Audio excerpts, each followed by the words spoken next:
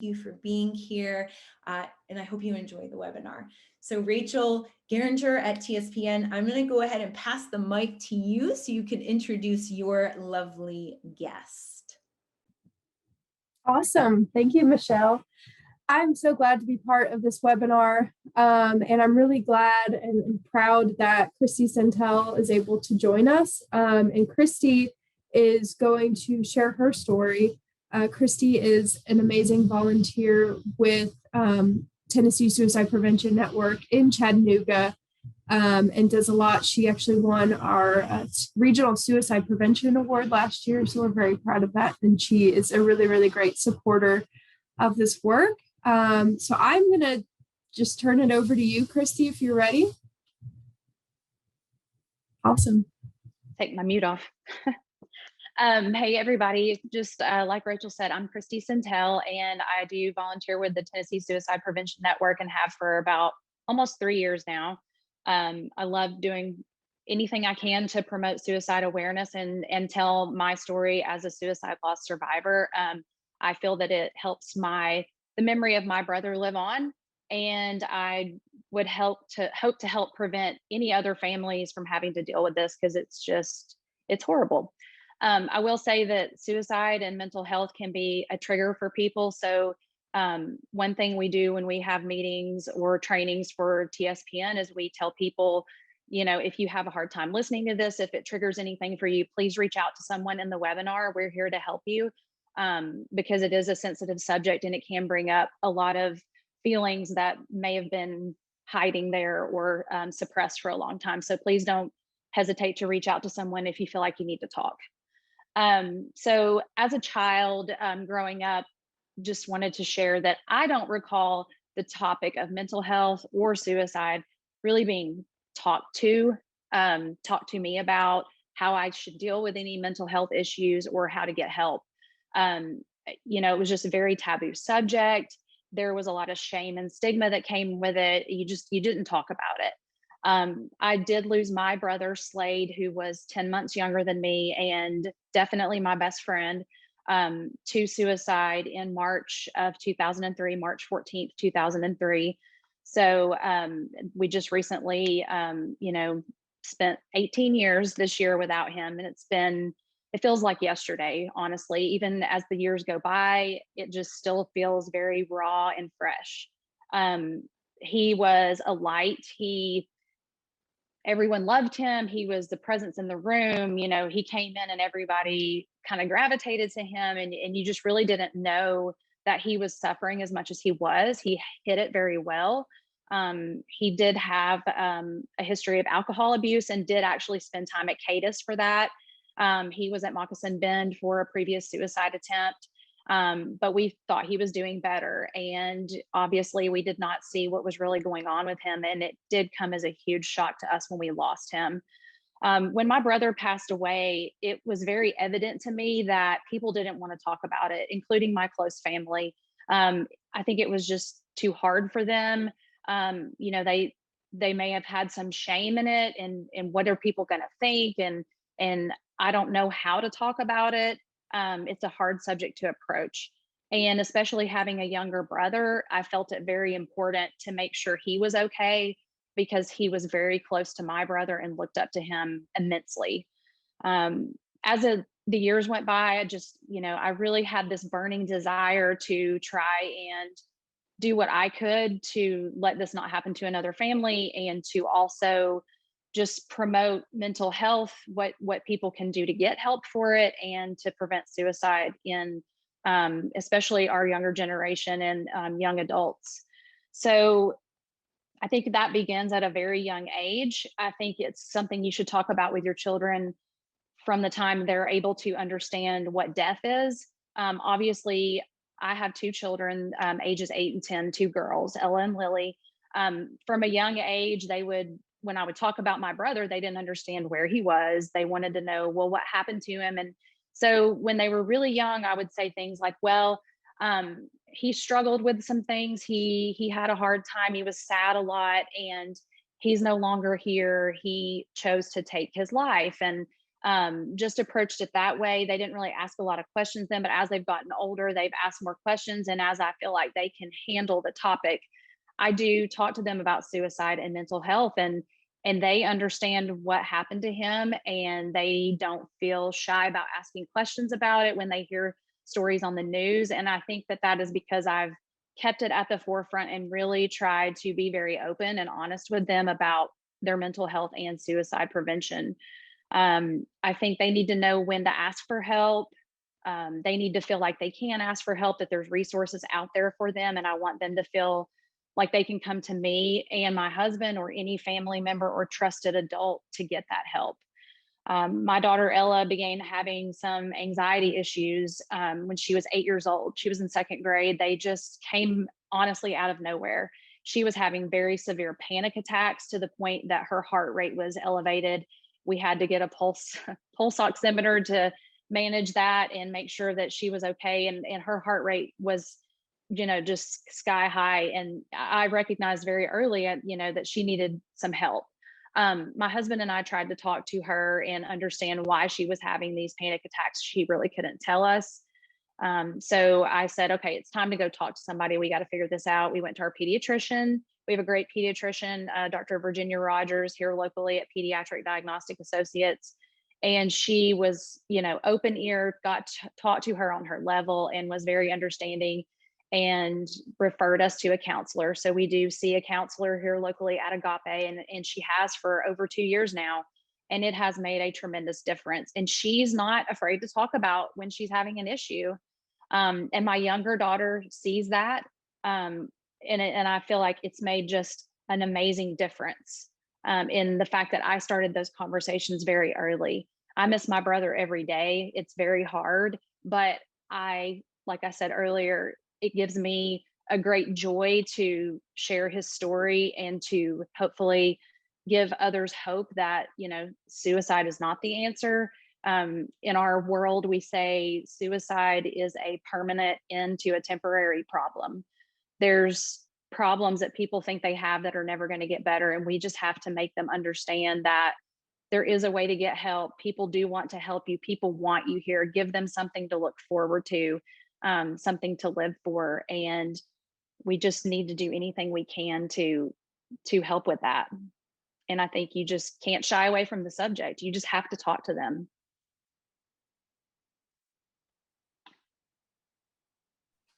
Thank you so much, Christy.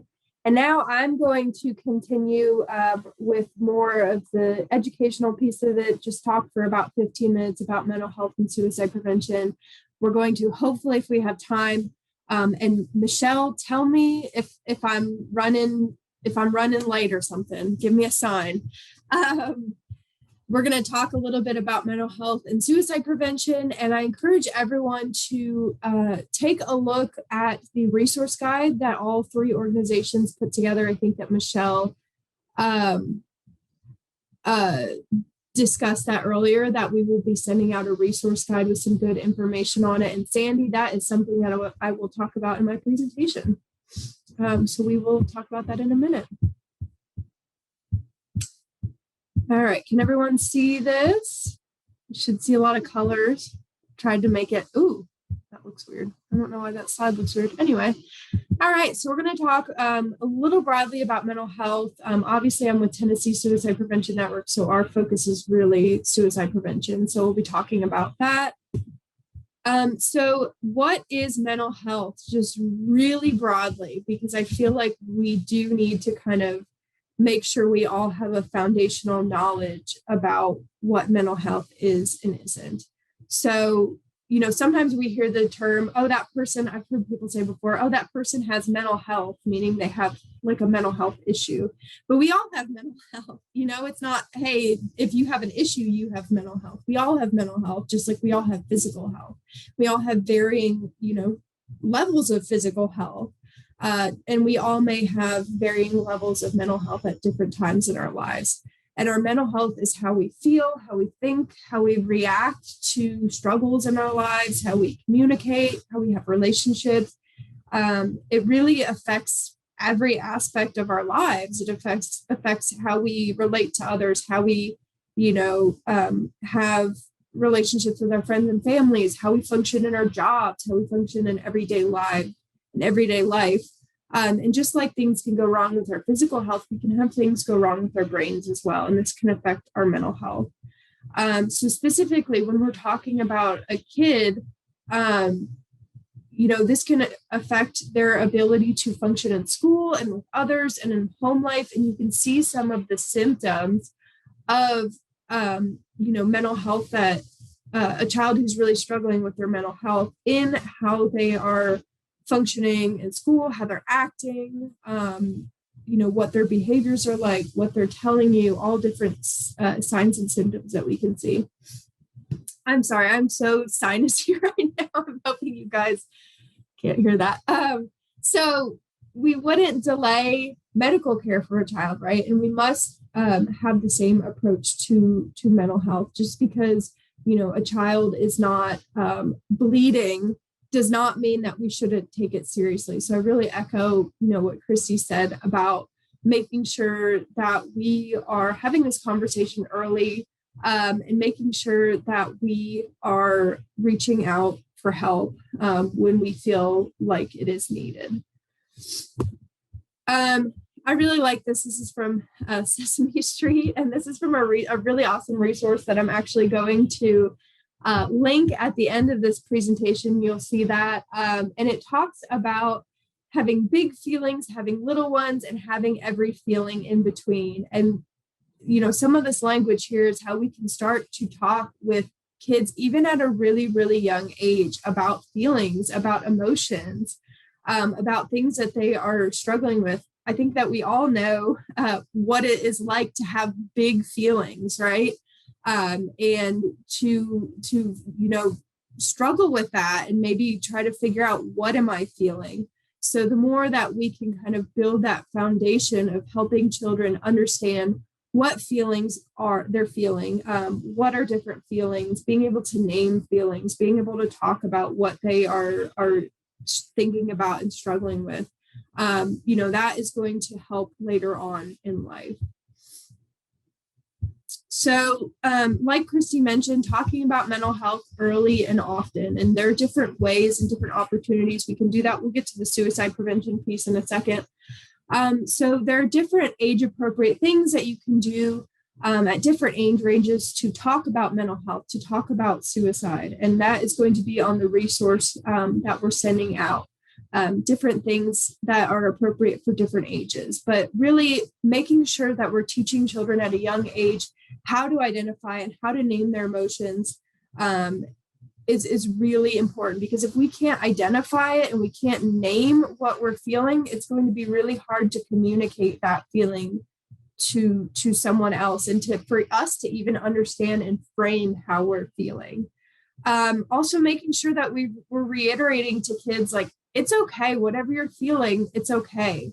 We're not labeling feelings right or wrong. There's no right or wrong when it comes to the way that we're feeling. Our feelings just are. And then we can also, start to do some very basic lessons on what to do when we feel tough feelings. Again, after the kid kind of knows how to label and how to identify feelings, okay, now what do we do to get through these tough things that we're feeling? And then also we want to make sure that we're modeling healthy expression of emotions, which can sometimes be hard. Adults are definitely not immune to these big feelings. So making sure that we are modeling expressing emotions in a healthy way, because, kids are really watching that. And they can learn a lot from the way that you are navigating the world around you. So some of the warning signs, and this is just specific to mental health. This is from NAMI, the National Alliance on Mental Illness. I'm trying to get my chat bar away. There we go. This is from the National Alliance on Mental Illness. And so this is just really broad, any type of mental health issue that you may see. Like it says on here, we can't do a simple test and be like, hey, this kid's got we can't do a blood test and say, hey, this kid's got depression or this kid's got anxiety or anything like that. So we're looking for symptoms, we're looking for signs. And again, this might be a kid struggling in school or struggling with their friends or struggling at home, or just, maybe having a drastic change in behavior. So you can see things like feeling sad or withdrawn, trying to end one's life or making plans to do so is obviously a really big warning sign. Risk-taking behavior, sudden overwhelming fear for no reason with a racing heart. That's kind of what Christy talked about. It's a symptom of panic attacks and anxiety. Weight loss or weight gain that's significant can be a warning sign of a mental health issue. Seeing, hearing, or believing things that aren't real, use of drugs or alcohol, which I know that we're going to talk about with CADAS, drastic changes in behavior and mood and personality. That is really, I think what it comes down to is, knowing what is normal for a child. And as a parent, as a caregiver, you're spending a lot of time with your kid. You know what is like them and not like them. So for this, I would just say, trust your instinct, trust your gut. If you feel like there's something off with your kid and it's been off for, a little while, but you can't even put your finger on it, that's okay. You don't have to necessarily, it doesn't necessarily have to be something that's on this list. It's just, if they are acting differently, it may be the sign that they're having some mental health struggles. So just, make sure that we're looking out for signs and symptoms. Just a couple things really quickly about what kids and people with mental health struggles need. They need to be heard. So make sure we're thinking about these things when we are having a conversation with a child that may be struggling. They need to feel that they're being heard. They need to feel that they're safe, that they can safely share what they are feeling and what they're thinking.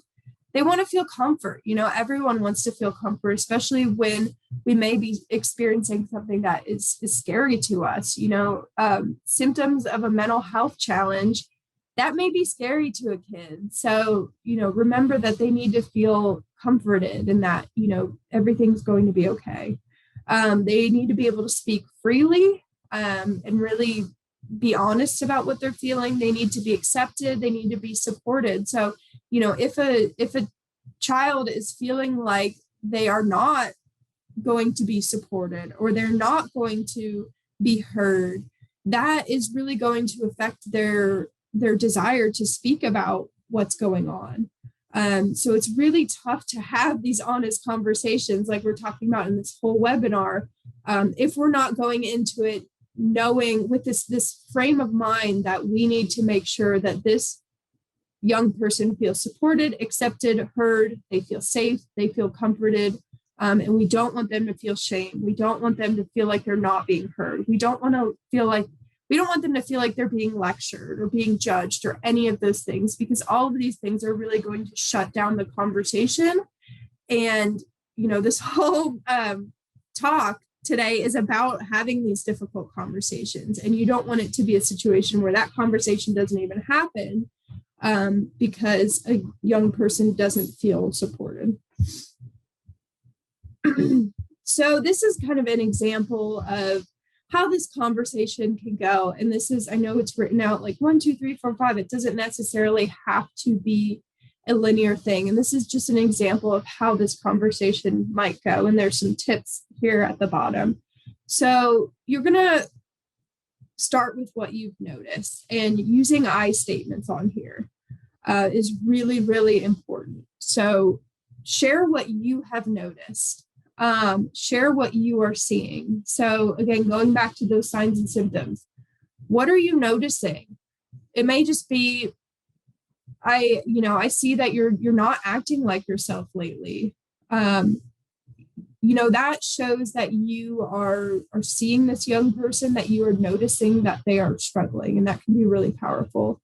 Then you can ask kind of a question to get more at what's going on with them, and even just say, what's going on? Can you talk to me about why this is? So you're kind of connecting what you're seeing to what might be going on sort of behind the scenes. then you want to make sure you're listening, again, non-judgmentally and empathetically. Make sure you're paying attention.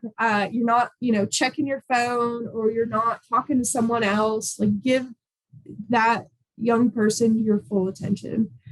And it's really important to normalize what they're experiencing and what they're going through. And this can help them see that they're not alone in this. You can even say to them, it's normal to feel this way when whatever happens. You're not the only one who's ever felt like this, right? Because when you're in that situation and you're dealing with these big feelings, you can feel, again, afraid. You can feel like you're the only person who in the world who has felt this way, and that's not the reality. So we really want to say statements where we're normalizing what that young person is experiencing. You can say, I realize that, the situation that you're in is really upsetting to you. Again, using those I statements. If you feel like they may be thinking of suicide, if there are any signs that are telling you that this person feels really hopeless, if they say things that they're just so tired they can't go on, if they feel like giving up, if you're getting kind of those clues from the conversation along with all those different behavior changes that you're looking for, make sure you ask clearly and directly about suicide. And I know that was a question, is do we talk about suicide with young children? And the answer is yes. When they can understand, what suicide is, it is not going to put that idea in a person's head. Research shows us if you talk clearly and openly and directly about suicide, it is not going to make a person who's not thinking about suicide think about suicide. And I know that it may be kind of difficult to believe that. And you may, have personal beliefs that, well, we can't talk about suicide because it'll make it happen. But, like I said, research shows us that we can talk openly and clearly about suicide. And in fact, we should be, because believe it or not, young kids know what suicide is. And we're going to talk about that a little bit more on the next slide.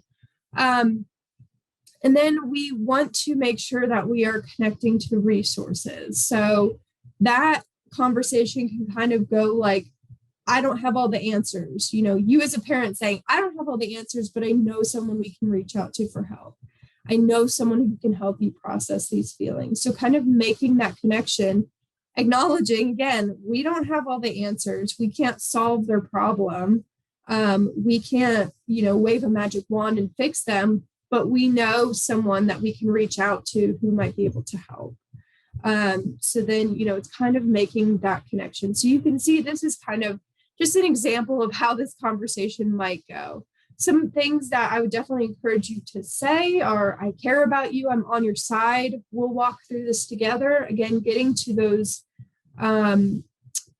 feelings about making sure that young person knows that they're not alone in this, because it can feel really lonely and they don't know what to do or where to go. Make sure you're never telling someone that you understand how they're feeling, because we are not them. We don't know exactly how they're feeling. We don't know exactly what it is like to be them. So again, make sure when someone's sharing with you how they're feeling and what's going on with them, it's not advised to say, oh, I know exactly how you're feeling, because that's kind of diminishing of what they're telling you. So those are just some tips. When we're talking specifically about suicide, use age-appropriate language. And again, it's okay to have this conversation with young people. So for example, when we're talking about suicide and a person who's died by suicide with a 4-year-old, we may frame it as, this person made their body stop working. They're not going to understand what the word suicide means or the idea of killing oneself. But a 17-year-old will, right? A 17-year-old will know that if we say died by suicide, they will know what that is. And it's okay to use that language with children. Don't shy away from the topic. Use different opportunities to speak about this, because, the reality is that we are losing young people to suicide. I know it, you know, in our region specifically, within the past couple of years, we lost a 9-year-old. And so it is something that kids are dealing with at young ages where we believe they should not even know what suicide is, but they you know, are still struggling with these really difficult feelings. So we want to talk openly about suicide. Some opportunities to do this could be, you know, when there's a death in the community, when there's a suicide death in the community, when there's a news story, right? That may be kind of a prompting to have a conversation about suicide with your child. Because again, believe it or not, you know, your child probably knows about things like Robin Williams dying by suicide. That might be an opportunity to have a conversation about suicide and kind of lead into that. Or maybe, you know, if your child is concerned for themselves or concerned for others, if they're worried about their friends, that could be another educational point. And again, talk openly and directly about thoughts of suicide. We're not going to put that idea in their head. If you're talking about suicide with a young person or with anyone, and they say, yes, I'm thinking about suicide, don't react with shock, don't overreact.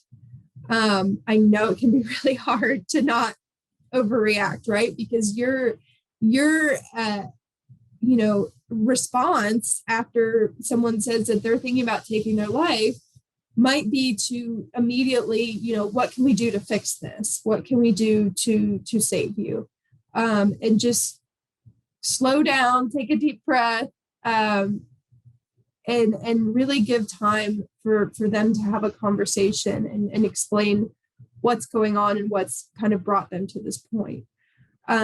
Reacting with shock, overreacting can really cause you as the caregiver and the child to shut down, and that's not what we want. When you're talking about suicide and you're talking to someone who's thinking about suicide, avoid offering easy solutions or approaching it with a fix-it mentality. Again, that's sometimes our first response is to be like, you shouldn't be feeling like this. I'm going to fix this. I'm going to make it better.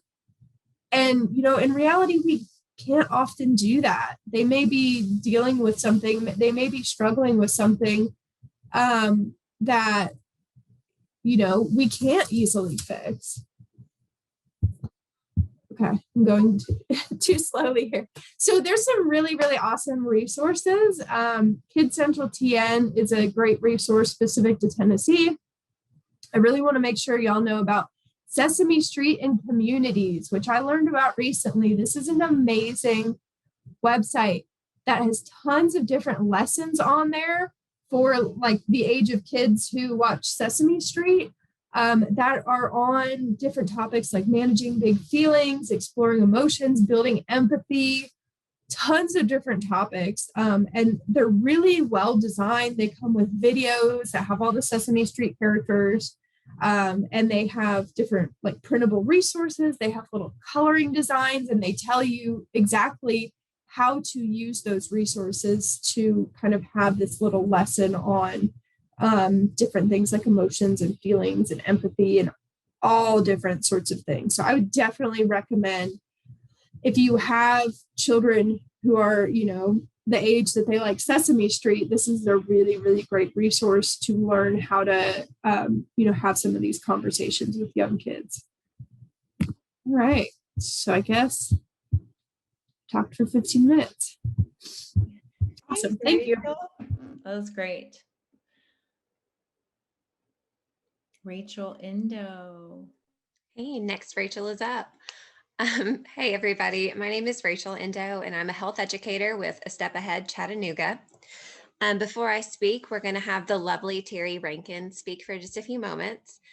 She has an incredible story, and she is an A Step Ahead client. So we're just so glad to have her on here and share her experience of why sex education is important and the role that it can play in your life. So Terry, I'll let you go ahead and take it away. Great. Thank you so much, Rachel. Hi, good evening, everyone. My name is Terry Rankin, and I was 16 and pregnant before MTV made it cool. Growing up in Chattanooga, Tennessee, the extent of my sex education was abstinence.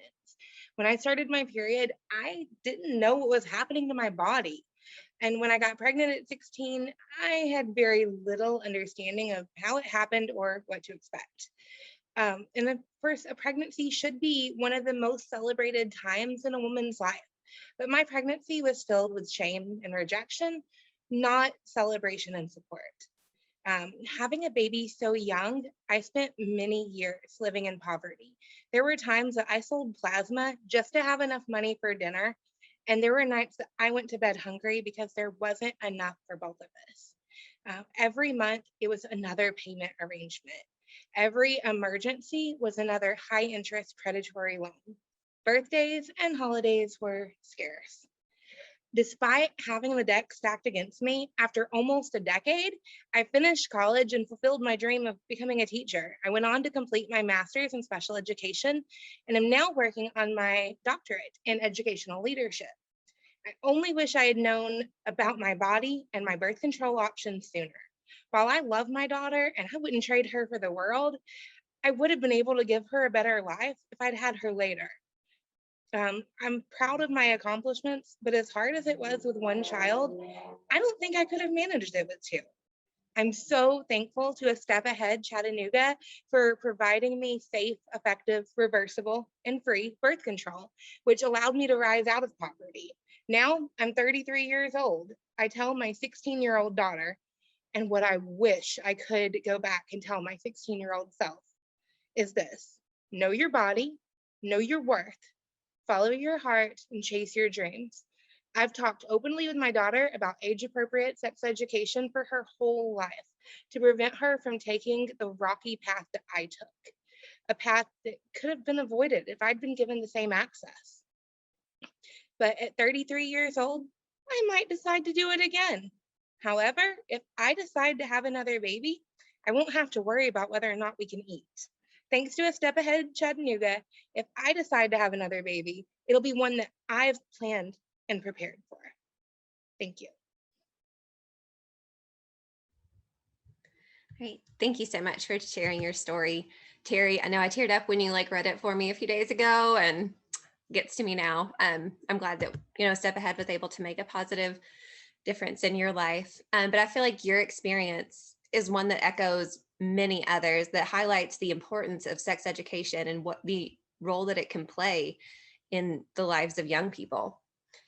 Talking to children in our care about sex, anatomy, periods, and consent can seem like a monumental task to take on, though. We as a society have such feelings of shame, disgust, guilt, or embarrassment when we think about sex and periods. So how do we tackle these feelings and move forward to have healthy discussions about how our bodies naturally function? Where do we begin these talks? First, let's break down two misconceptions that a lot of people have about sex education. Perhaps the biggest misconception is that discussing sexual health with children encourages them to engage in sexual activities. However, many studies have been done, and the data shows that children want to have open and honest conversations with their parents, for one, and that children who are educated comprehensively with factual information about their bodies and sex are more likely to delay sexual activity, are more likely to utilize birth control methods for period and period symptom regulation, and are more likely to engage in safe sex if they do choose to have it. Another misconception is that schools will teach children everything that they need to know about sex so the parents can just sit back and relax for this conversation. However, in states like Tennessee, most schools are not required to provide any sex education, and schools that do provide it provide abstinence-only education, which drives home that abstinence is the right and only choice. While abstinence is the only 100% effective method at preventing pregnancy and STIs, it's not the right choice for some individuals, and restricting education about sex doesn't change that fact.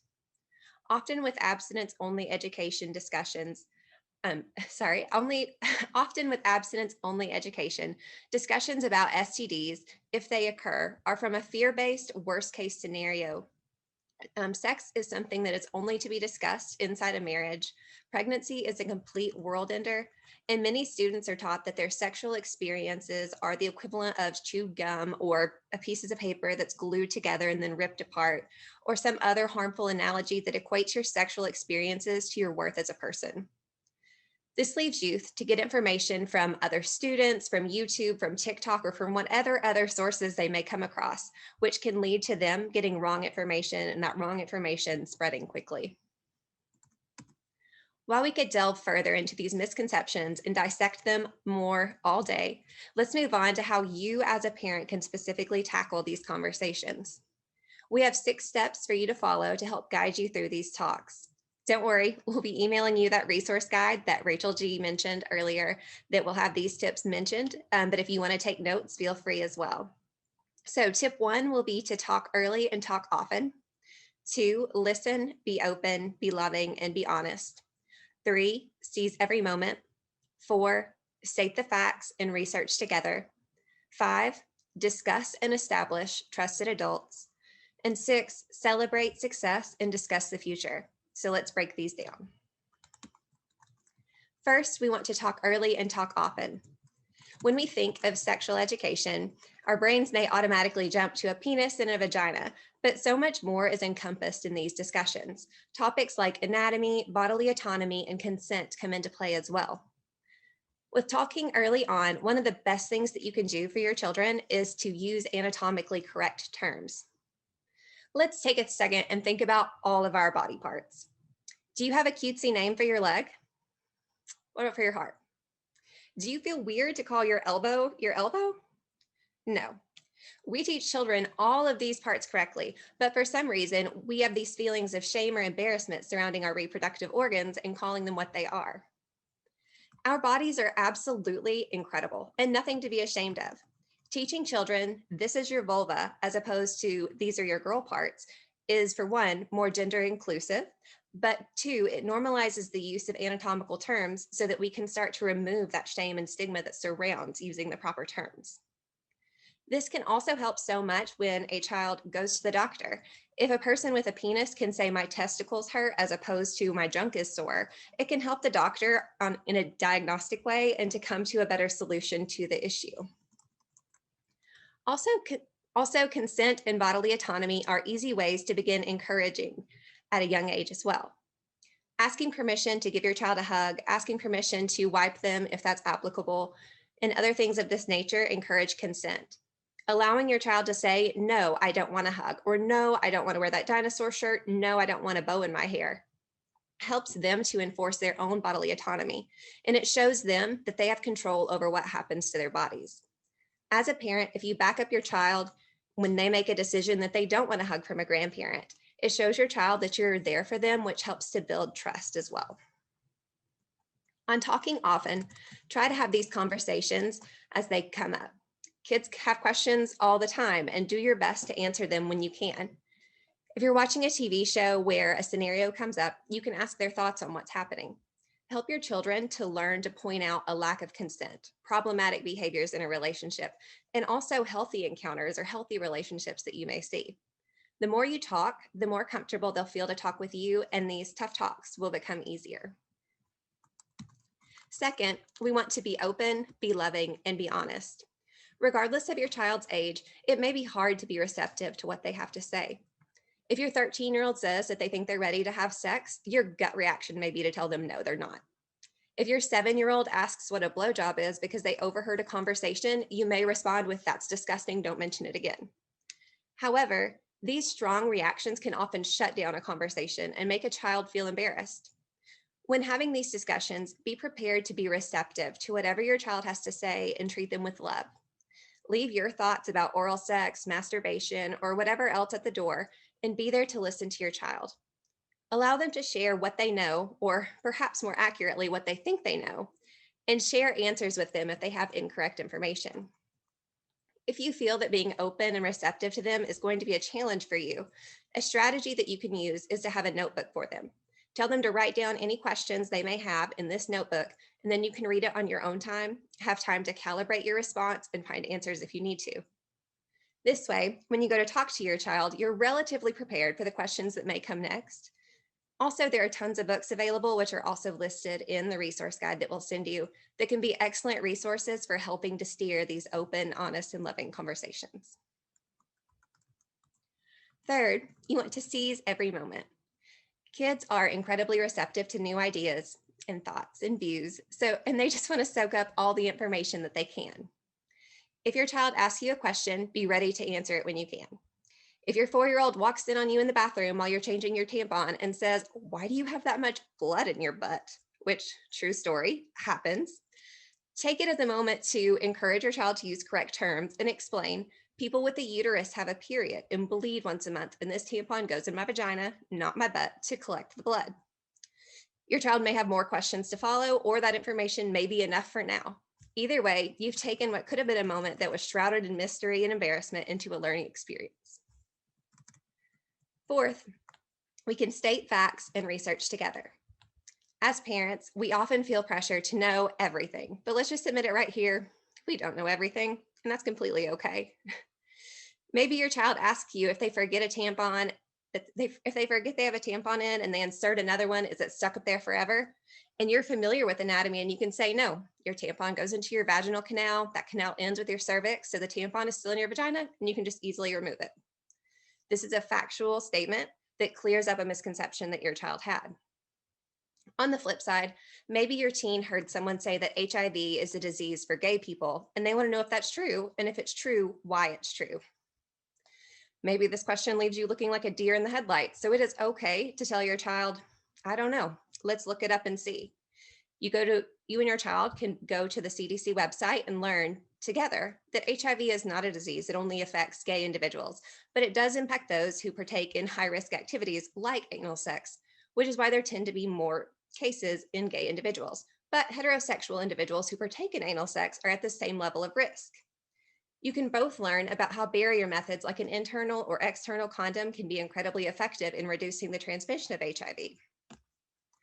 Maybe you can also correct some outdated information that you had in your mind about HIV as well, because when you grew up, HIV was a death sentence. But now many individuals are able to live completely healthy, long lives with the help of medications to manage this infection. 5, we want to discuss and establish trusted adults. This one can be a hard one as parents, but it's also an important one. Talk with your child about other adults in their lives who they can rely on for information as well. As parents, as much as we don't want to think about it, if our child is assaulted or something of that nature happens to them, they may not feel comfortable coming to us as parents to talk about it. But if you set up someone else that they trust that they can go to, they may feel that they can go to that person and share the sensitive information with them. If a child feels that despite your best efforts, you may judge their question or their sexual or gender identity, they may feel more comfortable asking another adult as well. In a best case scenario, maybe you as a parent are just completely overwhelmed and overworked and you don't have time that day to answer a question. If your child knows, well, I can call my aunt and ask her, that gives just another person that they can go to for help that is a reliable source of information. Helping your child establish which adults are trusted for them helps you to be informed of the things about your child, but also increases your child's safety net. And 6th and finally, we want to celebrate successes and plan for the future. Successes come in all shapes and forms. Maybe your child asked another child at the playground if they could have a hug. Celebrate that your child acknowledged somebody else's consent. Maybe your child said no to going out with someone they didn't feel comfortable with. Celebrate that, because saying no and establishing boundaries is really hard. Maybe your child isn't ready to have sex, but has horrible period cramps, and they want to know what they can do. Celebrate the openness of talking with you about that, and then work with them to discuss a plan to figure out which birth control method is the best for them. Positive reinforcement is a very powerful tool, and celebrating successes, regardless of how small, can help your child feel equipped to advocate for themselves, but also to help them feel that you are an advocate for them so they can be as educated as possible about their bodies. While I hope these tips have helped you feel a bit more equipped to tackle these tough talks, we at A Step Ahead are also here to help with more specific aspects that we've touched on here. Again, we're sending out that resource guide, But if you want to know more for yourself about anatomy, reproductive health, menstruation, birth control options, or any other topic in that arena, feel free to reach out to us. We provide education to adults and youth alike and are more than happy to provide education to groups or to individuals one-on-one. We feel that by removing the barrier to education, we can close knowledge gaps, which enable individuals to be equipped to make the best decisions for themselves and their futures. Thank you so much for joining us this evening.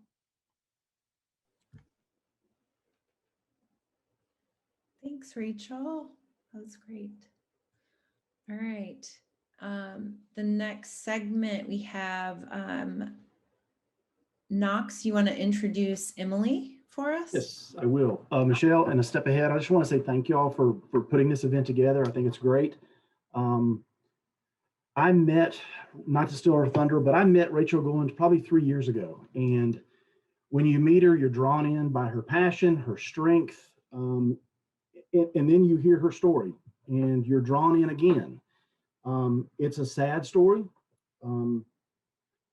It's a very powerful story, and it hits me every time I hear her kind of tell it when I'm in earshot of her and she's explaining who she is and what she does. But Rachel was born and raised in Bradley County, and she lost her son to substance abuse, to an overdose. And that gave her the fuel to basically carry on and basically start an organization called Be the Light Movement of Hope. And she also, I think she's started an event up in Cleveland that I've been to, I think for the past 3 or 4 years now, that is Hope for the Broken. And I wanted to just turn this over to her, give her as much time, and Rachel, it is yours. Make sure you demute. Thank you. Can you guys hear me? I appreciate the opportunity to come. And I have to tell you, the closer it got to me speaking, I'm kind of sick to my stomach because I don't take any opportunity to speak lightly. So I'm just going to be very frank, and I'm hoping there's a lot of parents on here that have teenage children or even young children. And I first want to say substance users / addicts, they don't get up one day and say, I want to be this way. It's usually a process that might have happened over time due to a trauma or some kind of abuse. And all the ones that we have spoken to, it's usually sexual, mental, physical, emotional, and then sometimes abandonment from a parent that they speak of when they talk about why they are the way that they are. And for my son, it was his abandonment from his father. April the 13th, 2017, which we just, the 4th year anniversary of his death was just a couple weeks ago. And it's always a very difficult time for me. You know, I got the worst phone call, the phone call no parent wants to get. And I still denied it until I actually viewed his body, which was devastating. It's something that I relive every day, the phone call, viewing his body, picking out his clothes, the casket, to the music. It's something you never thought you would have to do, especially to a preventable death. And that's exactly what a drug overdose is. It's not like an accident. You cannot prevent an accident. It's not like a disease. You cannot prevent a disease, but you can prevent a drug overdose. And a lot of that is with communication. Don't wait until the phone calls. Know the signs. The signs were there for us, but I dismissed them. He started changing his friends. He was an honor student, played 3 sports. He quit playing sports. He started dressing differently. His hair, he went from everything was tucked in, nice, neat, together, cologne, smelled good, to I just don't really care. They were there. The signs were there. You know, get in their business. They may not like you. Matter of fact, they may hate you. It's okay, because it could save their life. We had an open line of communication, and he was very, very good at telling me the truth until he thought he was going to be a disappointment. And I said, you can never disappoint me. I love you regardless. And that's what all children need to hear. Doesn't matter what the situation is. You ladies have pointed out some great tips for the parents. Hopefully they you know, wrote them down. Communication is probably the biggest key, is letting them know that regardless of whatever you're going through, it doesn't matter. I'm going to love you anyways. And that's what the Be the Light movement of hope is. It's about loving people through their darkness, no matter what it is: bullying, body shaming, suicidal thoughts, depression, aggression, anger, anxiety, panic, and even substance abuse. I tell everyone it's hard for people that have lost a child to move forward. You just move forward at a different pace than everyone else. When everyone else is forgotten, you will never forget every detail of those days, and the pain will never go away. It never goes away. So I advocate for the homeless, and I advocate for the addicts, substance users, because every time I see them, I see my son. I see my son. And it's heart-wrenching when you hear a parent say, I've done all I can do. Well, have you really? Because your child is still alive. You still have hope. I don't. I've heard that many times, and it breaks my heart. I'll remember the first time after going back to work, I wear a necklace that has my son's picture on it. And it opens conversations, doors for conversations. And I'm very open about, and sometimes I do start crying at work, and or it doesn't matter where I am. I can hear a song or anything like that, but I can remember this one specific conversation with this lady, and she says, oh, is that your son? And I'm like, yes. And how old is he? And I said, well, he would have been. And she goes, oh, I'm so sorry. And I said, thank you. And she's very sympathetic. You could tell on their face, she was like, so, just heartbroken. And then she asked me what he died from. And I told her a drug overdose. And her face went from sympathetic to almost disgust, because people think it can't happen to them. They think it's that if a child does drugs, their whole family does drugs. I mean, it's a stigma that nobody wants to talk about. But what people don't understand, you might work with one, you might go to church with one, you might be in the dentist with one. It doesn't matter. Even a functioning addict is still an addict until they can no longer function. My son was very open about his addiction. We talked about the things that led up to, and his was his abandonment from his father. He just basically dropped off the face of the earth, but he dealt with his own addiction, which caused, my son's emotional issues. We did seek help for him, through counseling and all that, but it still didn't restore what he needed to be restored to be, because when he left, he was 12, which is a very vulnerable age for a teenage boy. They need their father figure. They need that father to guide them, to give them what they need, and he just wasn't there. I wished I could have helped my son. I didn't know about all these organizations back then, but now I do. So when people reach out to me, I direct them to where they need to go.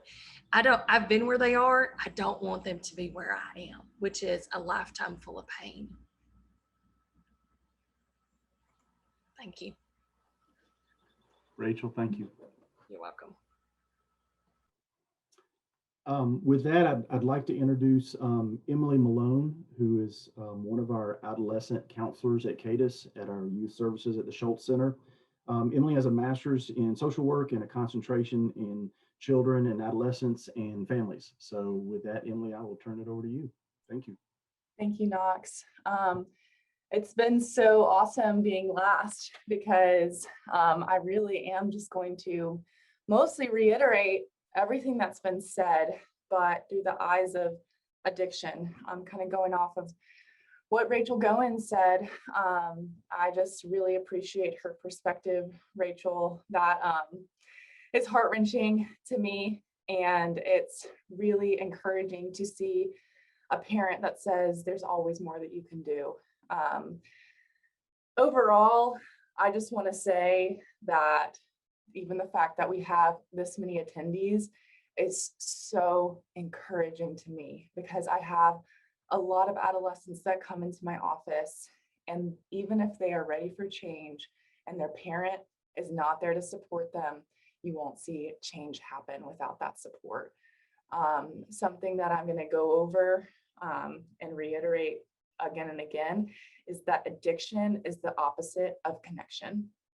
and there's programs like 12 steps, everything out there really maximizes on human connection. A lot of my clients, I ask, like, if you were on a deserted island and there was no people around, what would be your motivation to stop using? And they're like, I would have no motivation to stop using. Why? Well, no, that makes sense, because human connection and being someone that can connect with others in this world is a huge protective factor of quitting your addiction.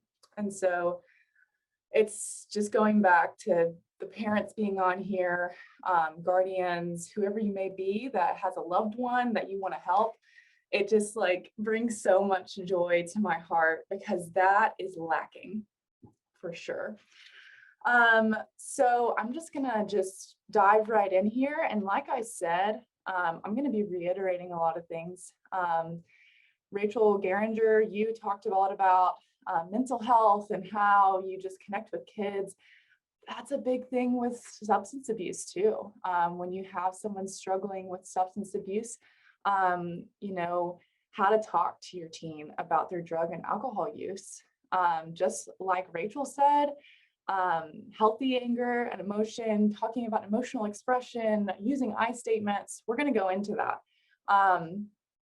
But the thing is, and I'm guilty of this myself, sometimes speaking about uncomfortable emotions makes us just kind of want to shut down, right? I don't like sitting with those uncomfortable. Happy, that's great. Joyful, cool. I'll express that. I'll tell you about it. But if I feel grief and loss and uncomfortableness, or even if I feel disrespected or any of those uncomfortable emotions, with my personality, I tend to be like, oh, it's okay. It's okay. I mean, I feel disrespected, but it's okay. You know, I might, in that relationship, want to just cover over it and not deal with it, right? And that is the case, you know, on both sides, parents and kids. They don't want to enter into that, because when you express emotion, you're letting people into that vulnerable space in your heart. And so that gives them the ability to hurt you. And you know, I don't know if y'all have heard this, but I mean, you always hurt the ones you love, right? And so, and it's usually the people that, you know, the most about your emotional, you know, expression and things that are going on deep within you. So you're giving them a weapon, right? But there has to be that mutual understanding and coming to that, hey, let's use I statements. Let's talk through this and explore our emotions, right?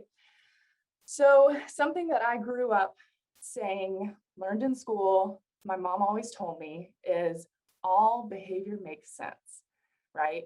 And it's so real. I always tell my clients, your behavior makes sense.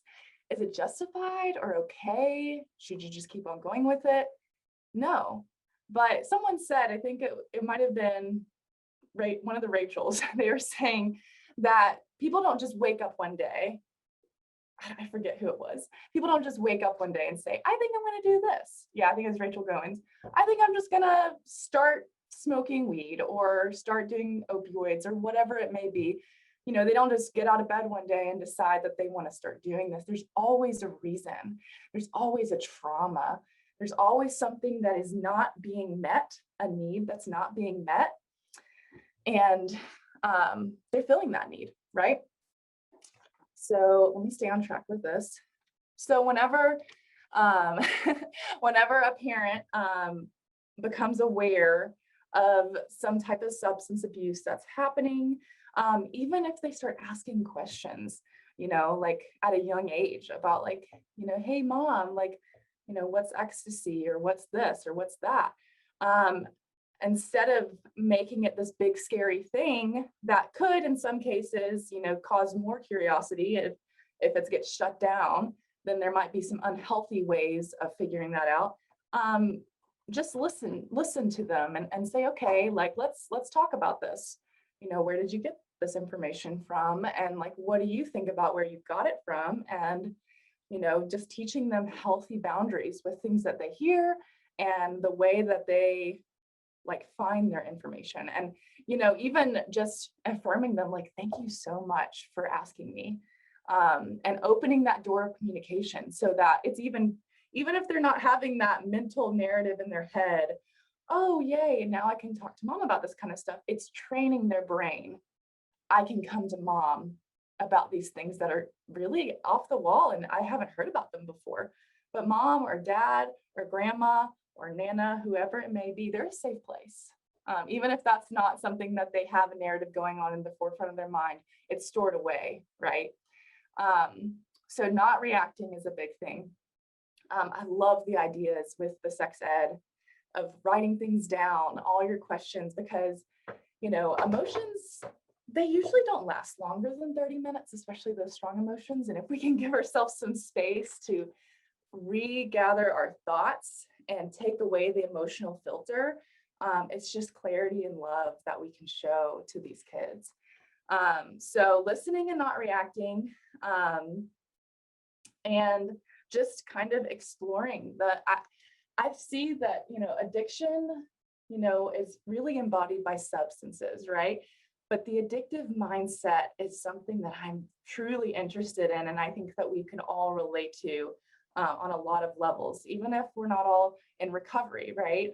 And so I think it's important to just educate kids on what is a crutch and what is, you know, covering problems covering problems up and not dealing with the real issue, right? And we can see that in things that are not substances. Like we can see, you know, it's not a bad thing to shop, but are we shopping to, you know, get our, like all these endorphins flowing, or, you know, trying to get that, like, whatever, to take our mind off of the real problem and not dealing with it, right? Okay, so with going back on what Rachel was saying, Rachel Goins, by the way, early prevention is key. So there are a lot of things that go into that. So knowing the signs is really important. So, you know, Rachel spoke on a lot of those signs that she personally saw in her teen.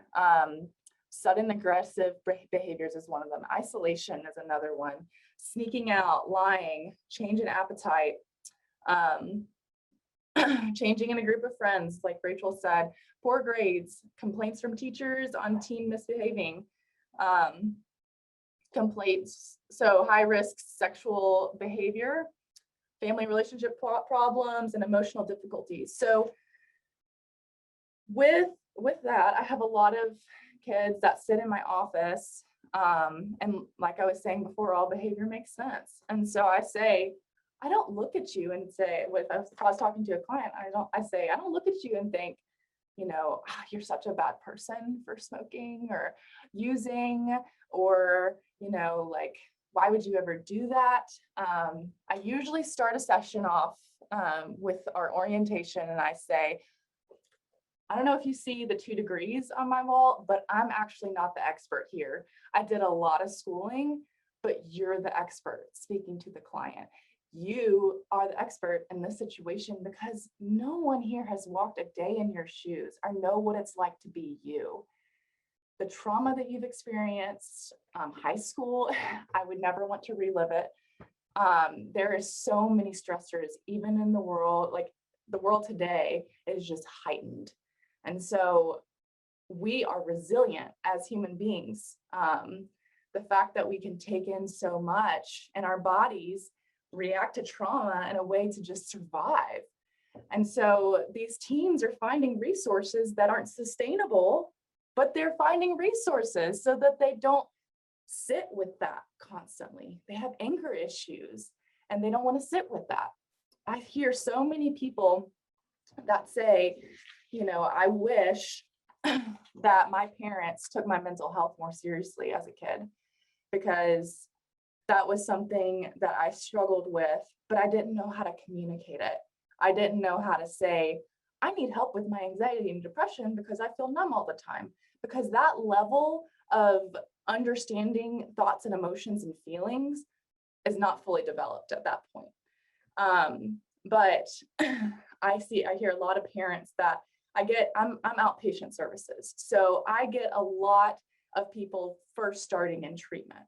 And there are signs and symptoms that happened so long ago, but they weren't addressed until I see them. And a lot of time it's something that could definitely have been, addressed beforehand. So that is so important to see those signs of drug abuse. So some of those things that you can do as a parent or a guardian is just connecting with your teen. A lot of times, parents don't realize the power and just saying, hey, like, I want to go and take you to a dinner and I want it to just be me and you. And I want to ask you questions like, what kind of things are you finding like that are fun on your gaming system? Or, like, where are you in Minecraft right now? Or trying to connect with them with things that you might not really like that much, but it speaks volumes to them, and it speaks to their identity too, that they are valued and important to you. So creating safe and strong boundaries is so important. I work with parents all the time. They're like, yeah, my kid's just out. They just haven't checked in at all. And they don't stay here anymore. And they're the parents. So what are they doing about it? If they're not staying, at your house, what are the boundaries that they're crossing, and what's the black and white, behavior equals consequence, because that part of their brain has not fully developed yet. The behavior equals consequence. And so there's really that big role of parents to instill that in their kids' lives and in the forefront of their brain while that's still developing. So having the strong boundaries, communicating, really seeking out a personal relationship with them, because it's hard when you have the discipline side, but then you also just want to seek them out in a calm, civil way where it's not always this feuding going back and forth, right? Yeah, and being gracious, like we talked about, with listening and not reacting. Just whenever you can, just practice mindfulness, practice breathing, and not reacting through the lens of emotion, but with the lens of, reason and fact and black and white. Those boundaries, kids feel safe. They sometimes aren't too happy about it, but it sets the stage for really great development and a future of them being the adult and making those decisions for themselves. So these are the do's and don'ts. You're going to get this resource. And I have one more minute, but you're going to get this resource afterwards emailed out to you. But the do's and don'ts: do find common ground and build a connection. Don't criticize your child's behavior. It's kind of a tough challenge a lot of times because a lot of parents have their identity in their kids. Totally get that. Do help them recognize that there's a direct link between substance abuse and negative consequences. That part of their brain, not connecting yet, but you're there to help them. Don't nag or make judgments or fire off accusations. Don't use scare tactics, threats, or manipulation by bribing. Don't preach about abstinence. So at the end of the day, they're going to do what they want to do. But connection is the opposite of addiction. And finding that connection with your teen is one of the most important things. They might be annoyed with you. They might, have these things on the forefront that they say through their emotional filter that they don't know how to take away. But if someone comes up to them and says, does your parent love you? Does your guardian love you? I bet you that they can say yes if they see these movements and these steps taken towards them. And that moves great bounds and leaps towards desiring sobriety in their life and not going down a path that they might find themselves in. And I could talk more, but I am going to stay to my 15-minute mark. And I'm going to turn it back over to Michelle. Yeah, thank you, Emily. I really appreciate that. And I'm like tearing up as a mom to a teenage girl, and I'm struggling currently. So I'm like, oh, I feel all of those emotions. So thank you for that. I will go ahead and say we've answered all of the questions in the Q&A section. If y'all do have a question, we have 15 minutes. Feel free to ask a question. Otherwise, I don't know. Do you guys want to do some role playing where we can pretend to be kids and parents? We could do that too. I want to be the kid again because I'm not in my mom's house anymore. I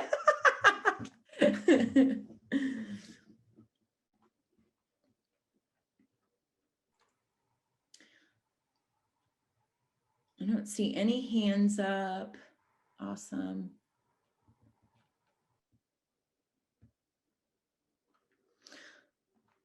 Well, let's see. Hey, Rachel.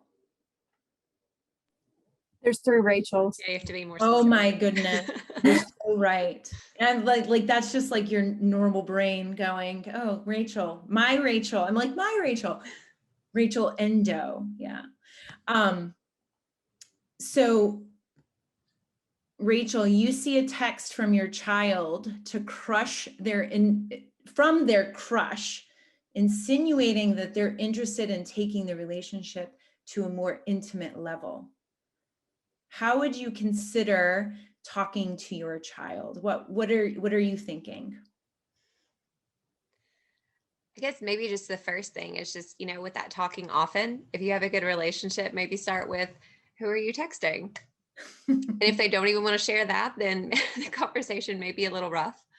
But yeah, just if they do share who they're talking with, trying to figure out what kind of relationship they have. What kind of relationship they have, whether it's just friendship or if it's romantic, if they will talk about it, how far things have gone, if they've advanced sexually, and if not, and just see where the conversation goes from there. Yeah, that's good. I think just starting that conversation, like who you chatting with? And I think too, when we can get down on their level, we can begin to open that conversation.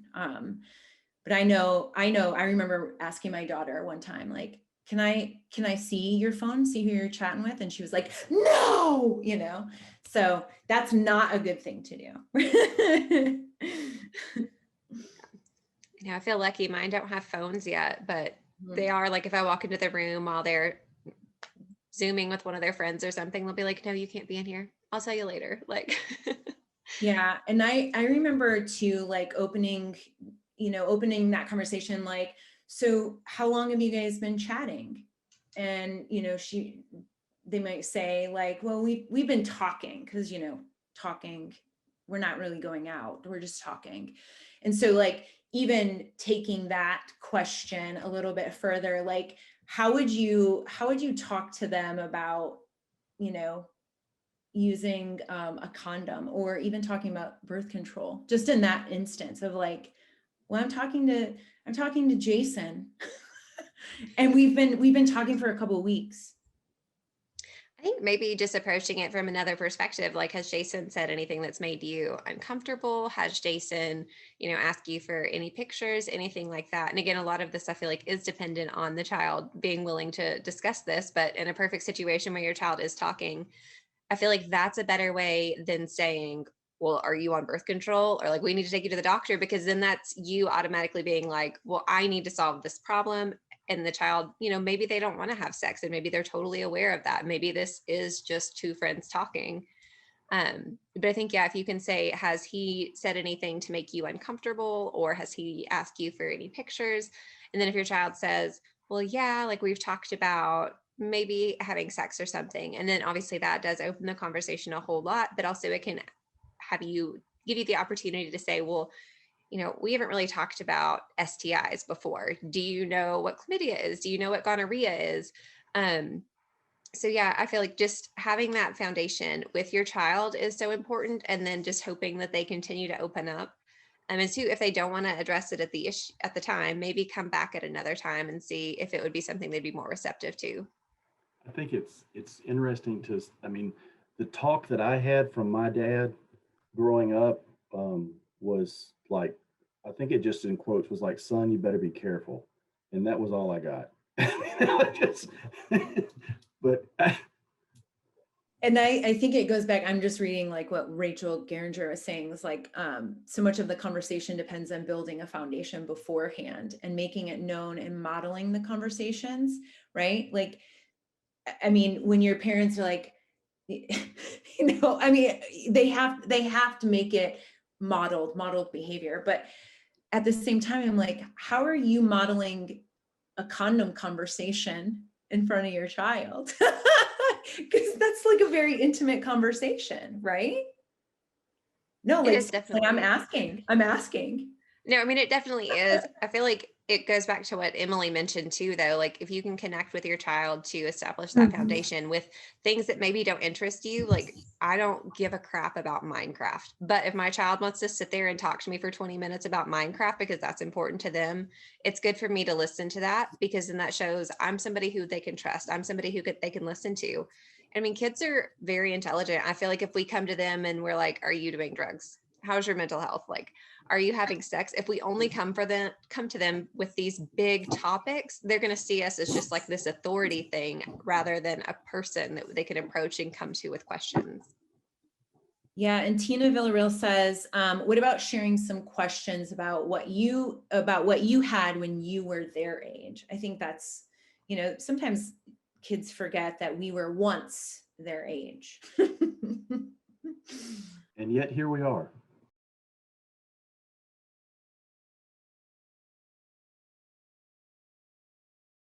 Yeah, I mean, at least for me personally, I'm sorry to like take all the time. Nobody else had their mic on. But I know for me personally, like, my girls are 11 and 8. And when I talk to the 11-year-old primarily about sex and stuff, and we have a couple books that are available for her if she wants to read them and then come to me with questions. But I feel like I've made it very clear to her, like, when I was a child, we didn't really talk about sex. Sex was something that was only for during marriage. And it was like bad, bad, bad, bad, married, good.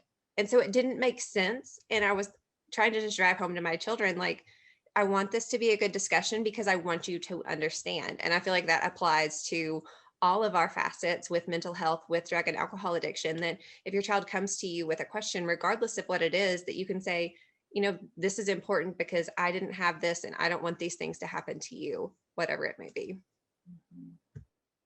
Yeah, that's good. Thank you, Rachel.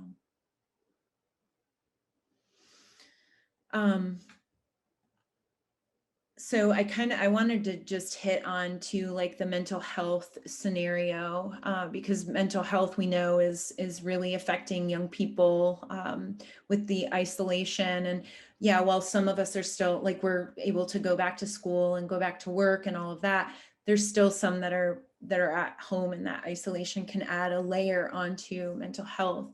And so one scenario is you have a junior in high school, and Rachel Geringer, you come home one day and you find that your junior is pacing the house. When you ask her what is wrong, she's talking fast and seems very confused. Okay, so what would I say as a parent? Woo, put me on the hot seat. So what would I say as a parent if I came home and my child was pacing and I asked her what's wrong? If she seemed really agitated and really kind of out of it and not there, if it were me, I would, contact one of those resources. If it seems like she might be dealing with something like psychosis, or she is manic or something like that, I would try to get her to just sit down and breathe, and kind of maybe tell me what's going on, what she's feeling. Yeah, I don't know if I answered that well. Anybody else want to add on? So I can speak kind of to that from some personal experience. So with Ella, my oldest, who has anxiety and has experienced panic attacks in the past, when I really knew it was something that was, we need to take care of this, is she had a really bad one, and they would come on so suddenly. There was no like catalyst, I guess. There wasn't like an event and it would cause her to get upset about something. She would just randomly, we would be just in the kitchen or watching TV, and she would get these panic attacks. They were very sudden onset. And one time she started, it was always like, I can't breathe. And it wasn't hyperventilating. It was, she felt like she could not breathe. It was that heavy pressure on her chest, just almost manic, like pacing around because she couldn't calm herself down. And when I put the pulse oximeter on her finger this one particular time, her heart rate was upwards of 160 beats per minute, which is extremely high for any child, whether they are especially at rest and not in a strenuous activity. And she looked at me so serious, I mean, at 8 years old, and said, I'm not going to make it. I need help. I'm not going to make it. And she was so serious. It scared me. Because she really thought she was going to die in that moment. So, you know, what I've done with her when she's had those attacks in the past is I sat her down. I said, let's just go sit down on the couch. I'll come sit with you. We need to regulate your breathing. We need to get you calmed down. Let's talk about what's bothering you. What are you feeling? And I'll tell you one thing that's amazing is if you've got an Apple Watch, that Breathe app is wonderful. I would actually take it off my wrist, put it on hers, and start it and say, okay, it's going to tell you when to take a breath in and when to let a breath out. And it's going to help you calm yourself. And it worked so well. She would actually come to me after that and ask for my watch. Can I have your watch? I need to calm myself down. And even to this day, she uses those words if she's getting really upset about something and I'm trying to help her. Sometimes she'll just look at me and she says, I just need to calm down. I need a minute to calm down. So I think just reassuring them in that moment and trying to get them settled so that they can tell you what's wrong is super important. Yeah, because I think that pacing and confusion, I mean, it could be several things. And as a parent, you're probably trying to figure out what is going on. So the more that you can get them to just be still, breathe and kind of like bring themselves back down to normal and tell you what they're feeling, either physically, like Christy was talking about with the heart rate, or, you know, what's going on in their head. And then, you know, from that can help you figure out, okay, is this an emergency situation where, you know, maybe we need to access some of those crisis resources, which are on that resource guide that y'all are sending out? Or, you know, is this something maybe that we can, you know, call a counselor for and get an appointment? Or, you know, like Christy was talking about, use some of those things like the breathing app and all of that. And just like Rachel said earlier too, is don't minimize what they're feeling. That was one thing I always told myself is whatever it is that's bothering her, it's a big deal to her. I may not understand it. I might not know why she's so upset, or it may seem like she's upset about nothing, but I never minimized it. I always told her, it's okay. We're going to figure it out. We're going to go talk with someone, or you can come and sit down and talk with me. I know whatever is upsetting you is a big deal to you, and we're going to try to get to the bottom of it. Well, thank you for that answer. That's tough, but I agree with the tools. We have the tools, and if we can help them find the way to the tools, then they can learn how to do them on their own. So we are 1 minute away from 8 o'clock, and I just kind of want to close everything up by saying all of the resources that were discussed this evening will be emailed out, as well as the entire video of this webinar. So stay tuned for that. And if you would, please take our survey.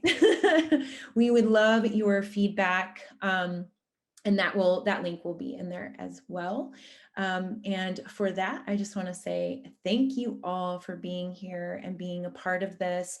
Thank you, parents and guardians and grandparents, for being here and taking all of the notes. And know that you can always reach out at A Step Ahead Chattanooga. Our website is a great place, and then we can get you connected to anybody else that you may need connection to. Otherwise, that should be in the PDF that we're mailing out. So y'all have a good evening. Happy Thursday, Friday Eve. Bye, y'all.